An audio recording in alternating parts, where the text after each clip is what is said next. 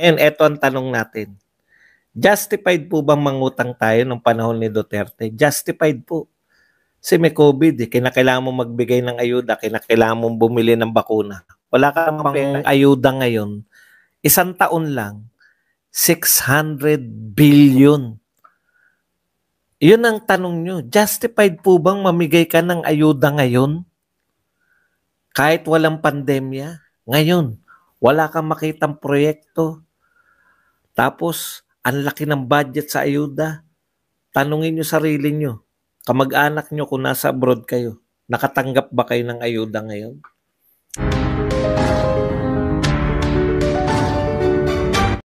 Ito po bagong anggulo na naman, no? Kasi yung war on drugs, hindi na po umuobra, no? Yung war on drugs, imbis po na masira si Tatay Digong, lalo pong humahanga. Yung ICC, nagmamakaawa na po sila na pumasok na ICC, pero wala pa rin. At yung iba pa pong problema na Pogo, nakita po natin na yung Pogo, na hindi dating problema nung panahon ni Duterte dahil karamihan ay legal at nagkakaroon pa tayo ng taxes. Ngayon po, nung panahon na ni Marcos, ngayon po naging illegal ang karamihan. 40 lang po yung legal. 300 plus ba o 3,000 plus ang illegal? 300 plus ang illegal? Doon tayo na problema ngayon, pero sinisisi natin yung wala tayong problema noon. Di ba? Wala tayong problema noon, pero ngayon tayo may problema dahil hindi kayang kontrolin yung Pogo ngayon. Sinisisi natin yung administrasyon na wala tayong naging problema noon. Di po ba? Okay. Yan po yun eh.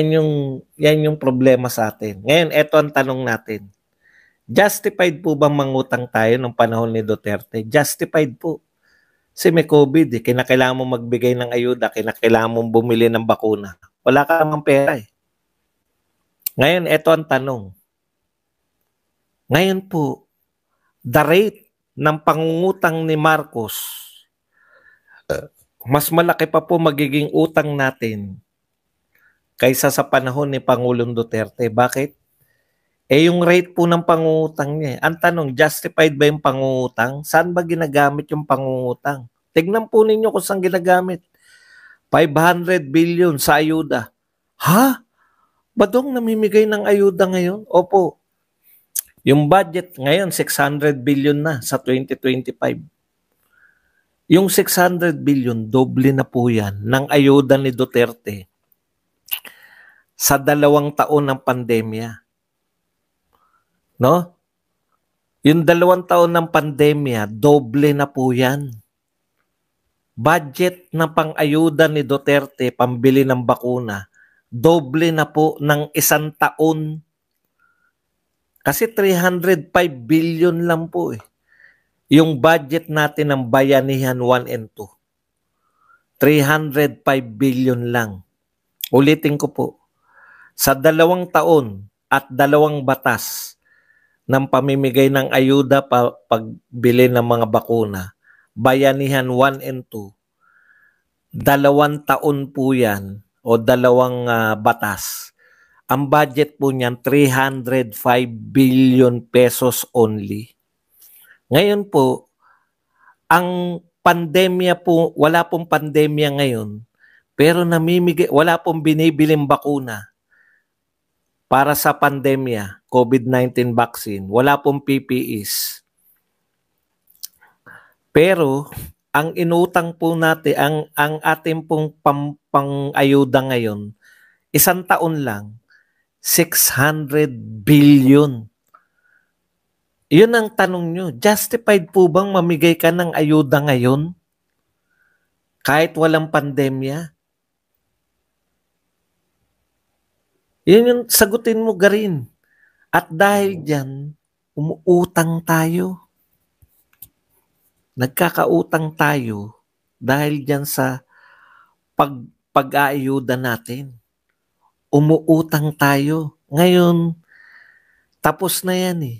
Yung kay Tatay Digong. Bakit ang hindi mo imbestigahan garin? No? Yung patuloy na pangungutang na kasinlaki ng pag-utang o mas malaki pa ang inuutang natin ngayon. Kay Tatay Digong nakikita natin proyekto, nakikita natin may proyekto, nakikita, nararamdaman, naaamoy ang mga proyekto nung panahon ni Duterte. Ngayon, wala kang makitang proyekto. Tapos, ang laki ng budget sa ayuda. Tanungin nyo sarili nyo, kamag-anak nyo kung nasa abroad kayo, nakatanggap ba kayo ng ayuda ngayon?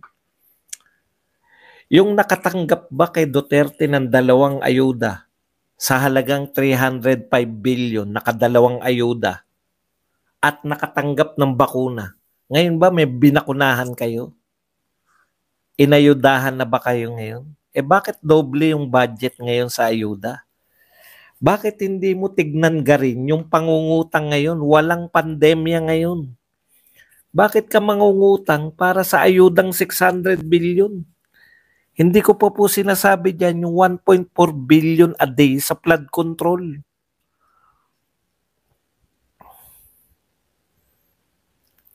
Bakit Duterte? O nga pala, ibalik lang natin, no? Bakit Duterte? Ito po ang sagot dyan eh. No? Ano ba ang gusto nilang gawin? Gusto nilang pabagsakin ang pamilyang Duterte sa politika. Yan lang po ang paliwanag niyan. No? Patuloy na nangungutang ngayon. Justified yung pangungutang nung may pandemya.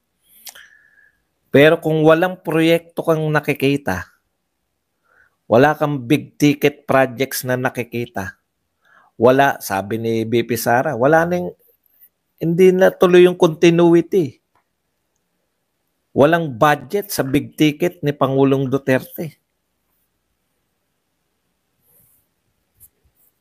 Mag-isip po tayo mga kapatid. Iimbestigahan na naman sa pangungutang si Duterte. Ngayon nangungutang ngayon. Ngayon pwede niyong mapigilan. Ngayon.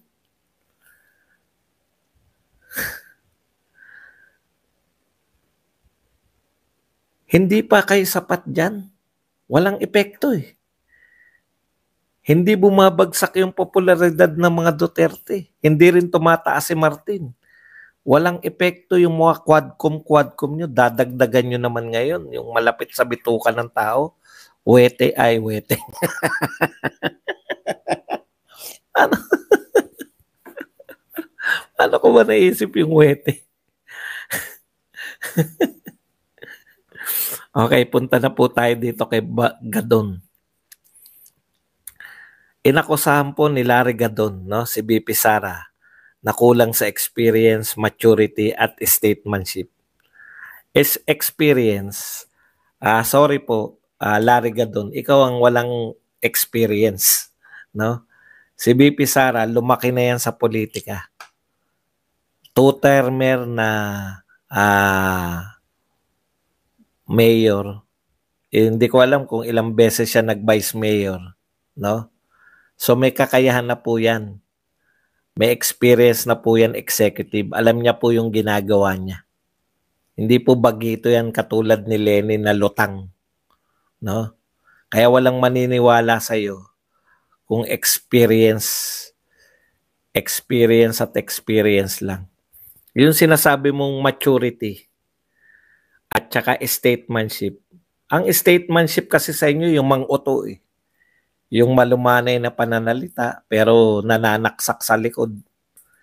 Yung ginagawa ni Bongbong Marcos, ganun ba yung may statesmanship? Okay. Ito po yung mga sinabi ni Larry Gadon kung bakit daw siya dismayado. Doon sa naganap na budget hearing, pakinggan natin si Gadon na. Doon sa naganap na budget hearing ng Senado tungkol sa budget ng Office of the Vice President, wala akong nakitang kamalian sa katanungan ni Risa Hontiveros. At lalong wala rin ako nakitang pamumulitika doon. Siyempre, kakampi mo yun. Kaya ako dismayado sa mga kasagutan at mga komento ni BP Inday Sara, sapagkat para sa akin, ang mga tinuran niya mga kasagutan ay mga komento ay incoherent at irrelevant doon sa issue ng budget. Yan po ay relevant. Relevant na relevant yan. Kasi gustong tanggalin, no? Paliwanag lang natin, no? Para rin po pag kayo tinatanong. Gustong tanggalan ng budget si BP Sara. No? Hindi lang po yung 10 million eh. Kasi yun lang yung mga hindi nakanood ng budget hearing. Sasabihin, 10 million lang naman ibabawas. Sige, erase na lang natin yan. Mag-ambaga na lang tayo. Tayo na magbumili ng libro. Kayang-kaya naman ng mga Duterte yan. 32 million, tigpipiso lang tayo. Pasok na yung 10 million, di ba? Hindi po yan yung usapin eh. Ang usapin po rito, yung sinasabi nyong irrelevant yung sagot. Paano naging irrelevant yun? Hindi lang naman po yung 10 million yung gusto niyang gurgurin. Ang gusto niya pong tanggalin yung budget para sa burial, budget para sa medical, budget para sa business taday, budget para sa educational, lahat po ng budget ni BP Sara, sinasabi niya po duplication. May mga ano na po. Kaya sinagot niya ni BP Sara kung saan nanggagaling yung pagtatanggal ng budget.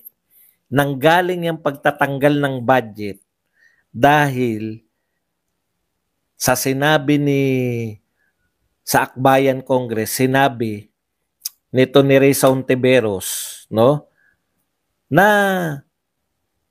kinakailangan mawala sa kapangyarihan si BP Sara dahil malaking bagay yung hanggat may power si Sara Duterte, makakabalik yung mga Duterte.